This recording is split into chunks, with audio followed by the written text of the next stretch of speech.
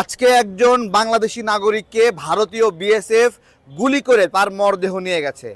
আমরা এই হত্যার প্রতিবাদে ভারতীয় পণ্যগুলো ছিঁড়ে ফেলবো এবং ভারতীয় পণ্য বর্জন করব। আমরা প্রথমে ছিঁড়ছি ভারতের ডাবর হানি, আমরা ছিঁড়ে ফেলছি। ভারতীয় পণ্য বর্জন করেন। আমরা রূপচাঁদা তেল, ভারতীয় পণ্য, আমরা ছিঁড়ে ফেলছি। কেউ রূপচাঁদা তেল ব্যবহার করবেন না। সীমান্তে এই নাগরিক হত্যার প্রতিবাদে আমরা ভারতীয় প্যারাশুট ব্র্যান্ডের তেল আমরা ছিঁড়ে ফেলছি। এই প্যারাশুট তেল কেউ ব্যবহার করবেন না।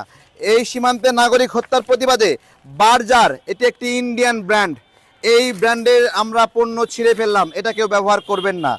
কোলগেট একটি ইন্ডিয়ান ব্র্যান্ড, আপনারা কি চান এই ইন্ডিয়াকে আমরা টাকা দেই, বন্দুকের গুলি কিনে আমাদের ভাইদেরকে হত্যা করুক? কোলগেট ছিঁড়ে ফেললাম আমরা, এটা ব্যবহার করব না। হিমালয়া, ভাটিকা, আমলা